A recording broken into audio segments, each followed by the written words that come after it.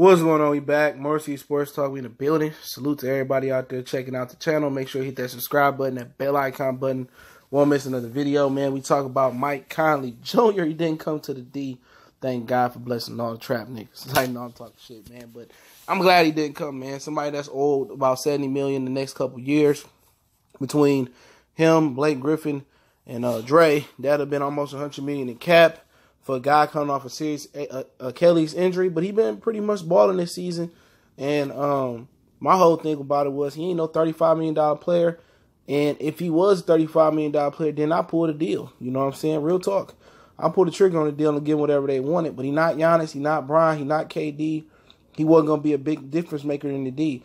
That would have gave us 3 starters that could start over 50% of that could start and 50% of the teams in the NBA.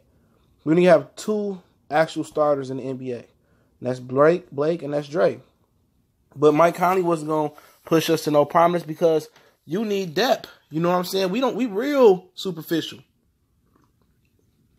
Real superficial. We not even top heavy. You know what I'm saying? We don't even have a starter in like 4 positions. You know what I'm saying?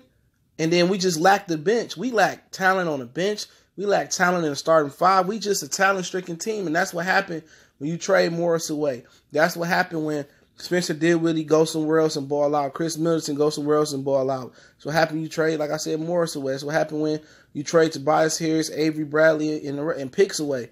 So that's just what happened. So they could readdress it in the offseason to move for Mike Conley, but I just don't see it.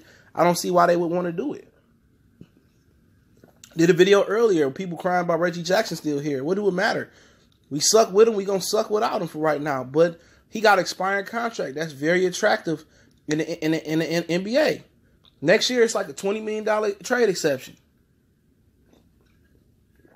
Excuse me, I'm a little sick, but you'll be able to get something next year for Reggie Jackson for sure. You know? For sure, I'm trying to tell you, somebody going to be out there to give for Reggie Jackson, or you're going to be able to get an asset like a pick or something for that $20 million. That's going to give some team out there $20 million in cap that's looking to sign somebody. Next year, maybe LA only bring Kawhi in. They looking to bring another superstar in the following summer. Maybe they think they get AD and they give you their first-round draft pick for Reggie Jackson or something. You know, maybe LA looking for $20 million and they give you their first-round draft pick next year. That's how it works. People are going to be looking for cap space.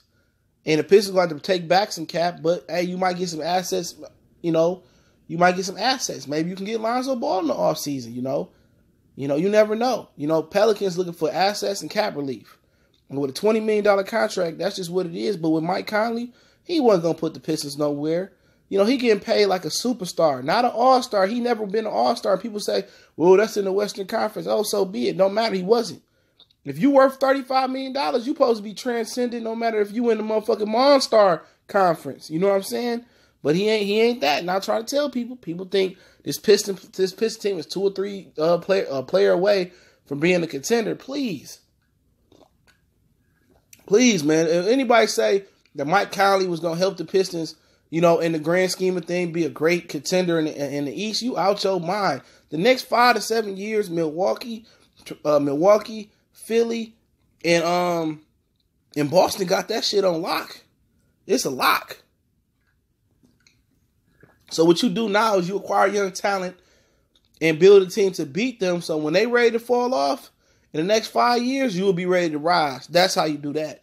You tank, you be terrible, then you get main attractions, then people come out and see Zion or RJ Beard or Morant or somebody like that. People come out and see them young talent and pay and watch the team build from the ground up. That's how the first Piston team did it.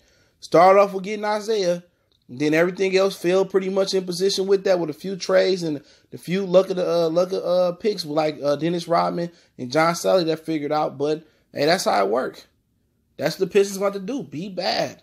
And they going to see down the stretch to make the playoffs. If they fall short, you know, they need to go ahead and blow it up.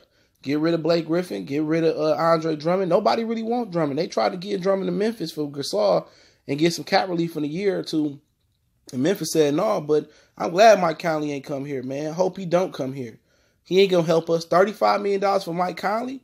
Please. That's like paying 5 stacks for a box Chevy that been from Michigan with all that salt and rusted ass bottom, man. But y'all know what it is, man. Motor City Sports Talk. I appreciate everybody checking in. Make sure to subscribe button, bell icon button. Gonna try to get that live show in tomorrow, man. But I appreciate everybody, man. All blessings to be everybody out there. Keep checking the channel out. Keep sharing the videos. Don't forget we on social media, Facebook, Instagram, Twitter. You can reach out to the email. We gonna stay working, man. Most consistent channel out there, man. Indeed. Put some respect on my name. But I'm just talking shit, man. Salute to y'all. And, let me know what y'all think in the comments.